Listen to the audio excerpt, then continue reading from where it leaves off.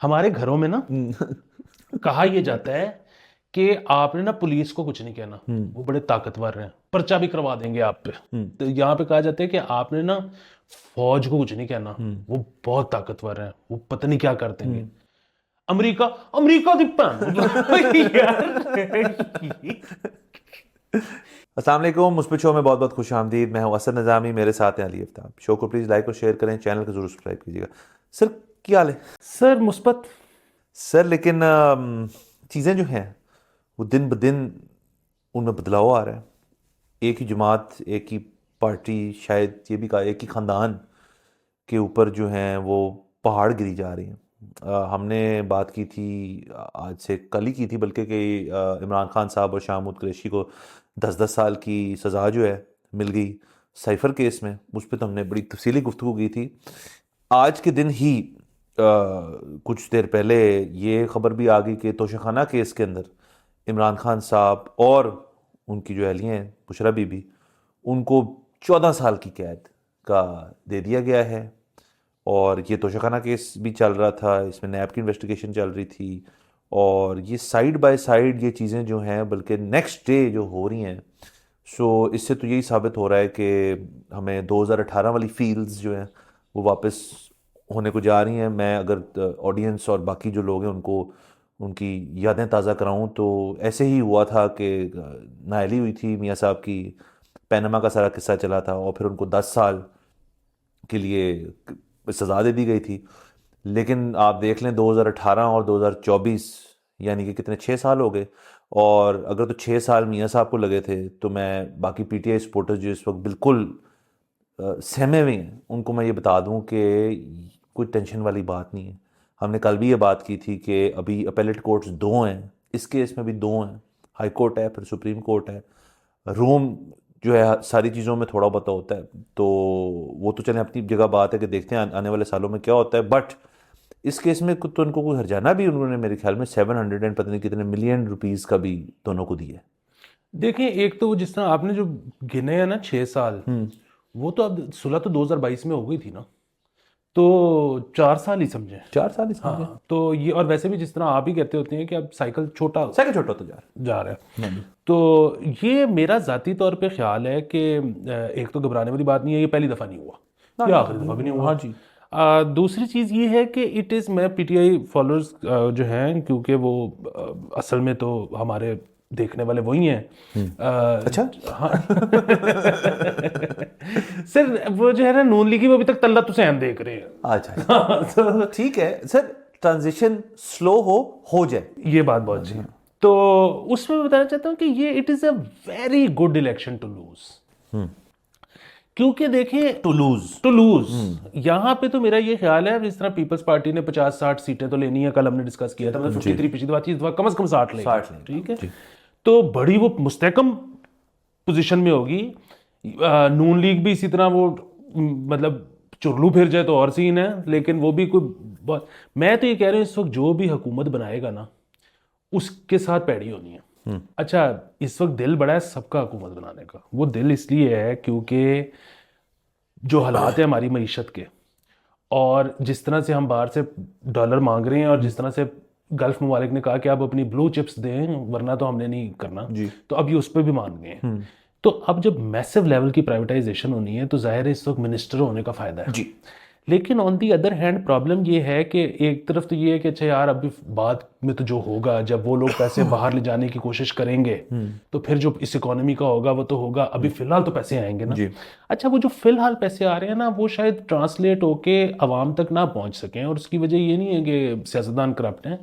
मसला ये है कि 850 बिलियन रुपया आपने पीएसओ का देना है, जिसमें 550 बिलियन रुपया खाली एसएनजीपीएल का है। इसके अलावा इतने पैसे आ रहे होंगे और पैसे जा रहे होंगे, और आपको, आवाम को समझ नहीं आएगी कि क्या हो रहा है। आवाम में फिर शायद वही नारा हो कि करप्शन करप्शन करप्शन। ये तो 1-2 साल के अंदर ये जो भी हुकूमत बनाएगा ये इतनी अनपॉपुलर हो चुकी होगी, मतलब फिर अगेन वही बात कि डंडे से चलाई रखें तो चलाई रखें, लेकिन फिर वही बात है ना कि डंडा आता है हुकूमत का नहीं होता, वो कहीं और का होता है। वो लोग फिर ये कहते हैं कि यार रिप्यूट इनकी खराब हो रही है, हम डंडा चला के इनके पीछे क्यों गंदे हो रहे हैं। तो फिर हाँ जी, कुछ तब्दीली लेके आते हैं। तो तब्दीली में मुझे ये शक है कि ये जो अभी हुकूमत बनेगी और उसके बाद जो तब्दीली आएगी उनको शायद 3-4 साल मिल जाए, इस वाली को नहीं मिलेंगे। सर वो देखिए ना, अब तो जिस तरह मैं चीज़ों को देख रहा हूँ कि जो भी इलेक्शन होने को जा रहे हैं, उसके बाद जिस तरह सूबाई असम्बलियाँ और कौमी असम्बली जो बनेगी, मैं कहता हूँ हमारा ये मुस्तकबिल जो है ना सियासी, वो 8 सीटों का, 6 से 8 सीटों का मुस्तकबिल है। इसका मतलब ये है कि ऑपोजिशन जो है वो 8 सीटें कम होंगी, इधर 8 सीटें ज़्यादा होंगी ट्रेजरी बेंचेस में। यानी कि आपने जब भी ये जो तब्दीली की आप बात कर रहे हैं वो करना अब कॉन्स्टिट्यूशनल भी है, अब उसका प्रेसिडेंट भी है, उसके बाद भी हमने देख लिया होता क्या है। सो ये देखें ना, अगर तो मैं कहता हूँ ज़्यादा हुई ना कि जी 20-20 सीटों का फ़र्क है, फिर कॉम्प्लिकेटेड है। मेरा नहीं ख्याल ऐसे होगा। मेरे ख्याल में यही 6, 8, 9 चलें 10 कर लें की बात होनी है। तुसी इत्थे चले जाओ, गल खत्म हो गई, तुसी इत्थे चले जाओ, गल खत्म हो गई। ये मेरा अपना ख्याल है कि हमारा अनफॉर्चुनेटली पॉलिटिकल मुस्तकबिल ये। हाँ, लेकिन इसमें जो ये मुझे भी यही लगता है जो आप कह रहे हैं, सिर्फ इसमें एक फैक्टर है जिसको हम इग्नोर कर रहे हैं और वो है मियां नवाज शरीफ जी। क्योंकि मियां साहब जो है ना वो इलेक्शन वाले दिन नाराज हो जाते हैं और वो कहते हैं कि मैंू सिंपल मेजोरिटी दोगे तो मैं आवांगा, वरना मैं नहीं आवांगा। सर इसलिए तो आप और मैं ये बात कर चुके हैं कि सिंपल सिंपल कुछ नहीं है, अब सब कॉम्प्लेक्स है। तो उस पे कहीं अगर इस्टेब्लिशमेंट ने घुटने टेक दिए, हाँ। क्योंकि इस वक्त सबको ये लग रहा है, जिस तरह पिछली दफा लग रहा था ना कि इमरान खान आएगी $200 बिलियन लाएगी, तो इस दफा सबको लग रहा है कि पता नहीं नवाज शरीफ आएगी तो सऊदीया से पैसे और इंडिया से ताल्लुकात, हालांकि इनका आपस में कोई ताल्लुक नहीं है। तो बहरहाल ये हो सकता है। और दूसरा जो आपने बात की कि सब लोग जो है ये इलेक्शन जीतना चाह भी रहे हैं, उसकी एक तो वजह चले आपने कहा कि जी प्राइवेटाइजेशन डेफिनेटली, दूसरा 2 बहुत बड़े इस मुल्क के सियासतदानों का शायद ये आखिरी इलेक्शन हो। हम ये नहीं कह रहे कि किसी को कुछ हो जाए, अल्लाह सबको ज़िंदगी दे, लेकिन रियलिटी की अगर बात की जाए तो मतलब 5 साल काम करना, ये करना, वो करना।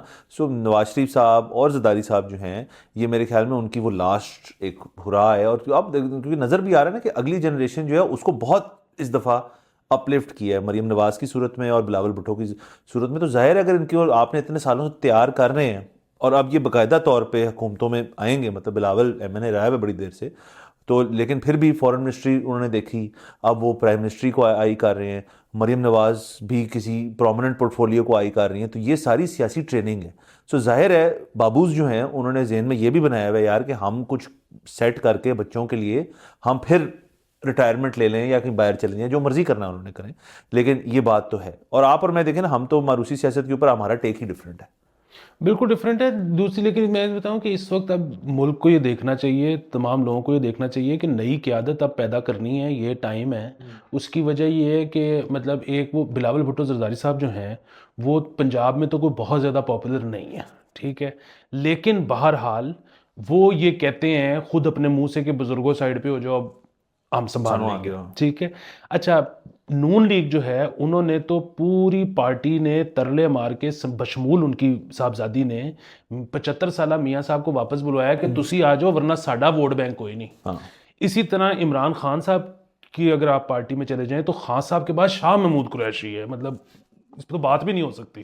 ठीक है, सो नौजवान क़यादत की जरूरत है। बिल्कुल। लोग आपकी और मेरी तरफ देख रहे हैं। सर देखें, आप देखें तो सही सर। अच्छा, तीसरी इसमें चीज़ ये है कि वो हमने जो वो कल शो किया खान साहब की, उस पर जब सज़ा सुनाई गई साइफर के केस पे, तो उस पर लोगों के कमेंट्स भी आए। तो उसमें था कि नहीं, जब कोई बाहर वाले मुदाखलत करें तो फिर हम क्या करें, तो फलाना, और फिर जंजीरें तोड़ दो और शैकल्स ऑफ स्लेवरी और फलाना टमकाना। एग्जैक्टली मैं ना यही दोबारा बात कल वाली अपनी रिपीट करना चाहता हूँ। हमारे घरों में ना कहा यह जाता है कि आपने ना पुलिस को कुछ नहीं कहना, वो बड़े ताकतवर हैं, वो पर्चा भी करवा देंगे आप पे, ठीक है। यहाँ पे कहा जाता है कि आपने ना फौज को कुछ नहीं कहना, वो बहुत ताकतवर हैं, वो पता नहीं क्या कर देंगे। अमेरिका दी ये क्या हो रहा है? तो ये बिल्कुल समझ से बाहर, मतलब यहाँ मुझे पहले लोग बताएं कि अमेरिका मुदाखलत कर रहा है कि नहीं कर रहा। अगर तो वो कर रहा है, वो इतनी गालियां आप उसको देते हो तो 2 टके की औकात नहीं लग रही मुझे अमेरिका की बेचारे की। और दूसरी तरफ ये है कि हमने पता नहीं क्या भी करना है, मतलब वो पहले थे लोगों में तो कर लो, फिर बाद च अमेरिका में देख लेंगे। सर ये देखें ना, ये जज्बात हैं। और असल में अगर तो देखें ना, बात की जाए पीटीआई की, तो ये पीटीआई फॉलोअर्स की ही एक लाइन थी जो उन्हीं के सरबराह ने उनको दी थी, और वो उसको फॉलो करते हैं। सारे नहीं, मोस्ट जो हैं उनके, वो ब्लाइंडली उस चीज़ के ऊपर कहते हैं कि ये अगर हमारे कायद ने कह दिया तो बात ख़त्म होगी, वो फिर वो गलत हैं, उन्होंने ये भी किया, उन्होंने वो भी किया है। लोगों ने को 2-4 किताबें इराक के ऊपर भी पढ़ ली, अफगानिस्तान के ऊपर भी थोड़ी सी रिसर्च कर ली कि देखो उधर भी किया। तो यहाँ एक तो सर मुझे इस चीज़ का बड़ा एक वो इशू हो रहा है कि ना, हमेशा इस मुल्क में हालात जो हैं वो जंगी क्यों होते हैं कि यार कभी भी जंग हो सकती है। अब आप सोचें, इधर जाएं राइट पे, इसके साथ भी हो सकती है, उधर जाएं हो सकती है, जो नीचे हैं उनके साथ तो हो रही है आजकल। सो ये जो है ना, ये जिंगोइज्म का एक है कि यार को हमारे पास ना कोई कुछ को चीज़ हो, को अथॉरिटी हो जिसको हम गालियां भी दें, जो रिस्पॉन्ड भी करें, फिर हम बैठ के बात भी करें उसके बारे में, फिर हम सुर्खियां भी पढ़ें कि जी देखें जी ये ठीक है तो वो गलत है। ये सारा जो है ना एक खिचड़ी सी बन गई सर वो, और प्लस ये कि जंग भी ना घटिया लेवल की हो रही है कि अब कल वो, मतलब वेलकम बैक, इमरान रियाज खान साहब ने कल अपना वीलॉग शुरू किया है, विच इज ग्रेट। लेकिन उनका जो प्रोमो आया वो घोड़े पे जा रहे थे। अबे किधर जा रहे थे घोड़े पे? ये मतलब मैं ना इस पे सॉरी बड़ी क्रूड सी एग्जांपल देना चाहूंगा, लेकिन ये है कि वो 9 मई को ना ये लोग कोर कमांडर हाउस तक गए थे, ठीक है। कल जब फैसला आया ना, तो 2 बंदे लिबर्टी नहीं इकट्ठे हो नहीं सके, सर, नहीं हो सके। अमेरिका यार मुझे तो अमेरिका पे ना तरस आना शुरू हो गया कि इतना बेचारा मस्कीन। सर आप देखें ना, अब नया आपको बता देता हूँ कि कोई उस दिन कोई बंदा मिला मुझे, कंस्पिरेसी थियरिस्ट हाईएस्ट लेवल का, कि कहते देख रहे हो वहाँ क्या हो रहा है? कहाँ? अमेरिका में। मैंने कहा उनके भी इलेक्शंस हैं। कहते हैं लेकिन 2 कैंडिडेट्स हैं और दोनों 75 साल से ऊपर हैं, एक तो 81 साल का है।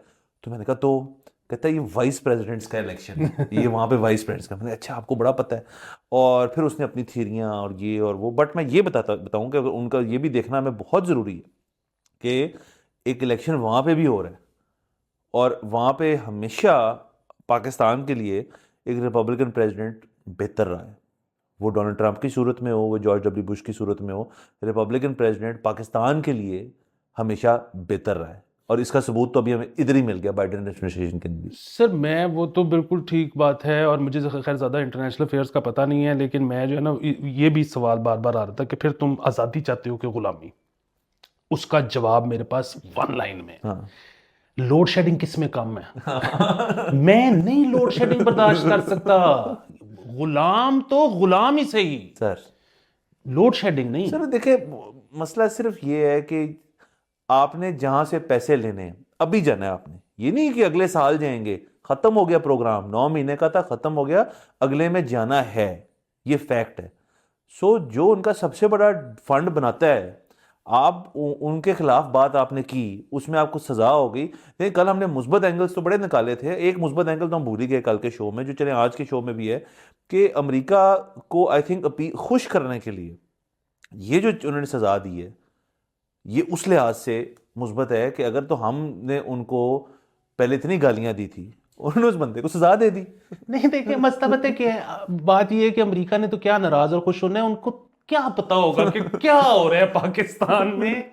लेकिन बुनियादी चीज ये है कि हम इमरान खान के साथ हैं इस लिहाज से कि सजाएं इस तरह जल्दी में सजाएं नहीं देनी चाहिए। वो तो हमने कल बात की, रूम दिया हुआ है बिल्कुल, वो प्रोसीजर कल हम कल वाला शो देख लें जिसने नहीं देखा हुआ, तो वो सारा कुछ एक तरफ। दूसरी तरफ ये कि जो है ना, अपने जबड़े से बड़ा चक नहीं मारना चाहिए। बिल्कुल।